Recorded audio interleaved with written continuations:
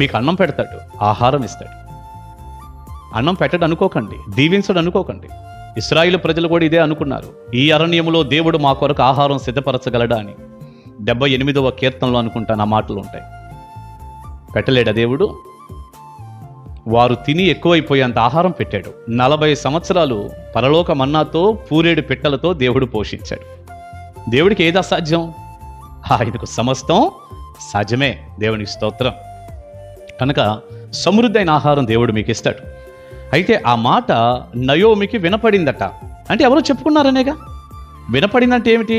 ఎవరో చెప్పుకున్నారు, దేవుడు ఇలా దర్శించాడు, ఇలా ఆహారం పెడుతున్నాడు అని వినపడింది. ప్రియబిడ్డ, ఇక్కడ ఒక చిన్న తలంపు మీతో పంచుకుంటాను. దేవుని కార్యాల గురించి, దేవుడు చేసే అద్భుతాల గురించి, ఆయన చేసే మేలుల గురించి, ఆయన మరలా ఇలా చేయగలడు, అలా చేయగలడు, దేవుడు గొప్ప కార్యాలు చేయగలడు అనే మాటలు మీరు ఎవరితోనన్నా పంచుకుంటున్నారా? ఎవరితోనన్నా చెబుతున్నారా? అసలు ముసలమ్మ ముచ్చట్లు, లేనిపోయిన మాటలు, కుటుంబాల్లో గొడవలు వచ్చేటటువంటి మాటలు, భార్యాభర్తల మధ్య సమస్యలు, పిల్లల మధ్య సమస్యలు, ఫ్యామిలీ ప్రాబ్లమ్స్ వచ్చే మాటలతో ఇంటింటికి తిరిగి అలాంటి భయంకరమైనటువంటి సాడీలు పాడు మాటలతో పచ్చగా ఉన్న కుటుంబాలని కూలుస్తున్నారా?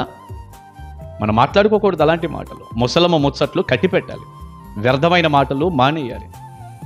లోక వార్తలు చూడండి, ఎన్ని చెప్పుకుంటాడో మనిషి. అది అట్లా, ఇది ఎట్లా, ఇక్కడ అట్లా, అక్కడ అట్లా. దేవుని గురించి ఒక్క మాట చెప్పడం.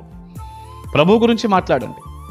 దేవుని సన్నిధికి వస్తే ఇదిగో దేవుడు ఈ కార్యాలు చేస్తాడు, నాకు ఇలా చేశాడు, అవి చెప్పండి. అవన్నీ ఆ మాటలు విన్నవారు ఇదిగో వీరిలాగే తిరిగి ప్రయాణం అవుతారు.